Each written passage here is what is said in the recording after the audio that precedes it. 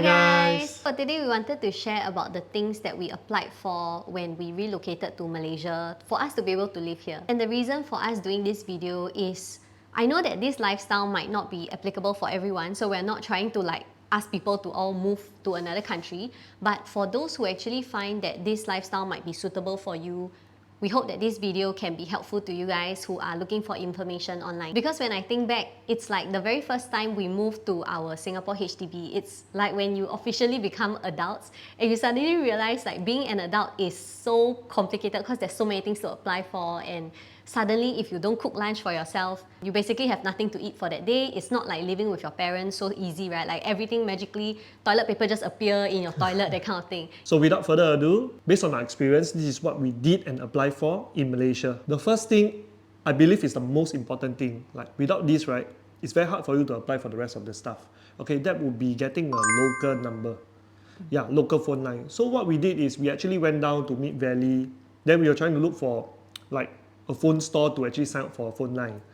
Then we came upon this Umobile, and then all we have to do is just sign our number, choose a number, and then give our passport to register for the number. So we have to pay a deposit first, and that would actually cover, I think, the next 2 to 3 months of phone bill. Yeah, I believe it's around 120 ringgit. The monthly phone bill for this is 40 ringgit per month.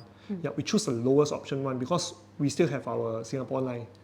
Yeah, so we need this local line to continue to sign up for other stuff. Yeah, I believe nowadays got a lot of phone, the new phone, they actually have like dual SIM function.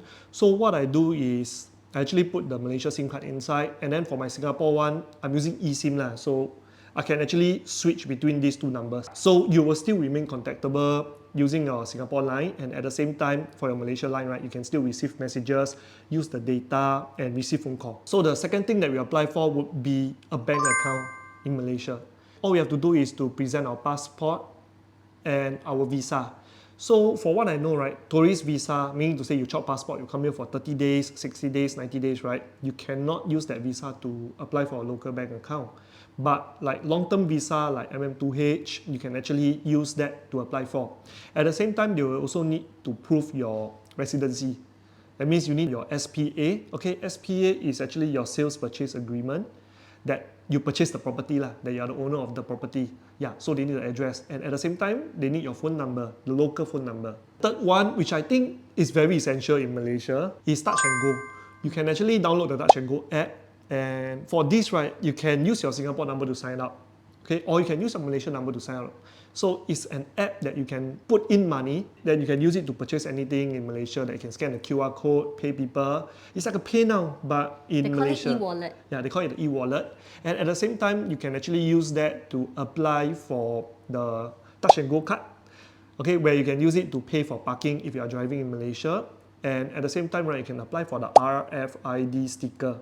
Yeah, this sticker is for you to stick on top of your car if you have one, and you can actually drive past all the the toll gate. You know, a lot of gantry, right? The toll gate, yeah, just go past, then the thing open, you can go already. For the card and the RFID sticker, right, you can actually apply and get it on the Touch and Go app, and they can either send it to your Singapore address or your Malaysia address. And we also bought the fly sweater thing, and this is what a lot of locals use to go through the toll gate or parking, right? Before you go in, you got to tap. So that is the thing that you put a Touch and Go card in front of so that you can start tapping everywhere. This makes your life so much easier. Initially, I have to like open a window, I cannot reach, then I have to like open the door to go out and put the card, to tap the card. But then with that thing, I can actually just sit in the car and just... Yeah, no wonder everyone was using it. It's like an essential living in Malaysia. So the next thing would be applying for TMB, which is like an electrical supply for our home. So what we did is we actually head down to their headquarters to apply, okay, as a new owner for our house. And then for foreigner, right, you need to pay a higher deposit. And for us, our deposit is actually 1,200 ringgit because our house actually have a 3-phase electricity. So if you don't have 3-phase electricity, I believe the deposit will be lesser. Here's something to take note. When you head down to the TMB place to apply for electricity, is bring either the local card, remember you apply for the bank account, right? A local debit card, or cash. Because they only accept these two modes of payment. We tried using our Singapore credit card, our Singapore debit card to pay, right? Cannot pay. Yeah. So luckily that day we had enough cash on our hand. Otherwise, we would have to make another trip down. Yeah. Remember to bring a photocopy of your passport and at the same time your sales purchase agreement or your tenancy agreement as well, so they can have a record to keep as well. And at the same time, right, you will also need to submit your electrical meter. Just bring along the photo, I mean you can put it in your phone, of the electrical meter. I believe if you don't have any electric at home, the meter is empty one, but still go and ask for your management to take a photo of that and send to you. Yeah, just put inside your phone just in case. So after electricity, that will be water. So for water, they call this air Selangor. For us, we actually apply this using the app. So we didn't head down to anywhere. Simply just apply it over the app or the website. So you need your local number to sign up for that account, which I say having a local number is very, very important. Okay, and at the same time, you just need to fill out the application, upload your passport, a photocopy of your passport, and the proof of ownership or tenancy. Yeah. Then after that, you just need to get the previous owner account number if your house is a resale. Okay, but for new flat that you take from a developer, we are not sure about that. Yeah, so ours is a resale flat. So basically what we do is we ask our agent can provide us the old account number that they have for this unit. So what they do is just give us a number, then we just fill it up inside. Same thing, request from your condo management for the water meter photo. So they need you to submit the water meter photo into the app or the website as well. Then after that, just submit and let them process the application. If all is good, right, it takes around 3 to 4 working days for both the electrical and the water supply to be set up. So this step, please remember to apply for them before your renovation. Otherwise, your renovations, right, will not have electricity or water, then it will be delayed. You can actually ask your property agent to assist you with providing the details if you have a good one. So we do have a few people who message us on Instagram to ask for contact details of our property agent. We're more than happy to share with you guys. So this is where you can find our IG. We're actually more active there. So drop us a PM anytime. When we were applying for our electricity and water, right, we haven't stayed here yet. So we haven't moved to Malaysia yet. Like we actually travel down for one day to do all these things. So all it takes is just one day for us to apply for the water and electricity. Things like the touch and go or the air Selangor, where you can apply them online or over the app. You can just apply them at your home country. So actually it's very convenient also lah. And I think for a lot of us, internet is a very important thing because that is when you'll be able to work from home or connect with your loved ones or buy things online and whatnot, right? So for us, internet-wise, we actually ask around a lot of our Malaysian friends, and some of them we do Zoom them when we were in Singapore. Okay, so we specifically asked those who had really bad connection what internet they use, so we wouldn't go and apply for the same internet.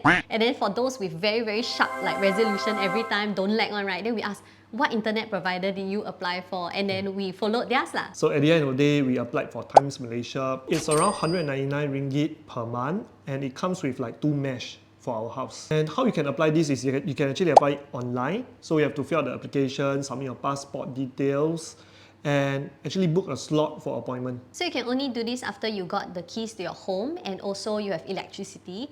We did this around nearing the end of our renovation because that is when they can really see how the place looks like. Yeah, he actually gave us recommendation on how many mesh do we need for our home. We always have to remind ourselves to also check our letterbox from time to time because they will send letters for your property tax, land tax, and also sewage fee. For all these three, right, they actually have instruction on the letter for you to pay. I think some of the letter comes in Malay. So what I did is actually take photo of it and then translate them and to see how to pay. There's actually QR code for you to pay. So you can use your bank app, scan, and pay. I think they call it Do It Now here for the scan and pay using your bank app. And there was one time I opened the wrong bank app. I opened my Singapore bank app and then I scanned on a vending machine to use the Do It Now to pay. And it actually went through, so I think that was quite cool. If you're a Singaporean with a Singaporean bank app, right, you can try when you come to Malaysia, you see the Do It Now QR code, try to scan and pay. Yeah, it goes through. You can do that for Malaysia and Thailand. I think Thailand is called Prompt Pay. For the insurance, our MM2H agent actually helped us get them. Okay, since this is a requirement for MM2H, you need to have like your basic insurance, like your accident plan and your hospital plan. So you can just follow the instructions of your MM2H agent on what information they need to apply insurance. Our agent is really very prompt and keep giving us updates on our like application status, and at the same time about our insurance and what else do we need. In terms of transport and also food deliveries, we are using the Grab app. So we didn't have to additionally download another app. The app that we were using in Singapore is still applicable to use in Malaysia. So that is where we can order food, you know, book Grab rides to the airport, back and fro when we were traveling. So you just need to key in your home address in Malaysia and then you can receive food and all that.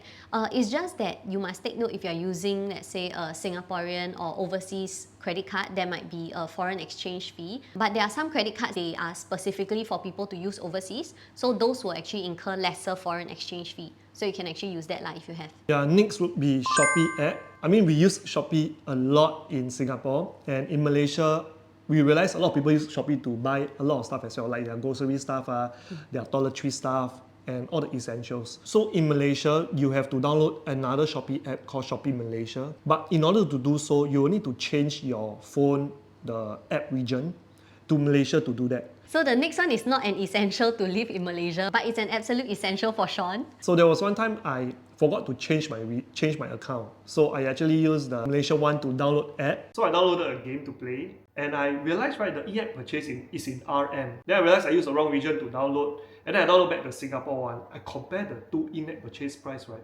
Oh, the Malaysia one is so much more cost effective. So now he has more excuse to buy in-app purchases when he plays game in Malaysia. Yeah, He so keeps now telling me it's like supporting the developer.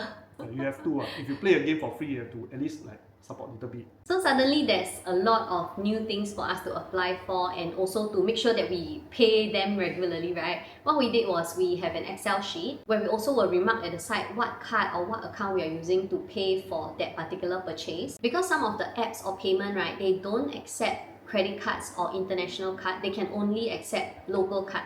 Yeah, so while we still want to use our credit cards, certain payments we can only use local card, which is why we need to track it properly on our Excel sheet. We really hope this video can be helpful for anyone who is out there researching on what to apply for if they are in the transitioning phase of relocating to Malaysia, or just considering like, is it worth the hassle to apply for all these things before your move. And like we said, it's not something that we will recommend to everyone, because I think everybody got different circumstances with their families. If you can live with your family, I think, wow, you can skip all the hassle, you know. You wake up, got breakfast, lunch, dinner, mommy cook for you, that kind of thing, right? Adulting is hard. We're just here trying to share our experiences. Of course, we're also new in living in Malaysia. If for the locals here who are watching, or people who have relocated to Malaysia way longer than we have, if we did miss out on anything, please let us know in the comment section or drop us a PM on IG. Actually, every time we receive messages from people sharing with us like, hey, go here and eat, very nice, go here grocery shopping, it's more affordable and whatnot, right? We're very thankful because a lot of things we still don't know and we're still learning. We're very, very grateful for the support and all the recommendations that we've received so far. And we actually hope this video can serve as a little small guide for those that are really interested to head over to Malaysia for either short term or long term to explore. It's a very beautiful place. The views, the mountains, wow. So we'll definitely be posting more updates, and if you can see, right, we are sitting on this like half a sofa thing because our full sofa, one of the handle broke, Sean broke it. Okay, so it's at the service center fixing right now, which is why we haven't done our home tour yet. So please don't forget to like and subscribe to our channel. We'll be posting more. And thank you guys for watching, and we'll see you guys in our next video. Bye!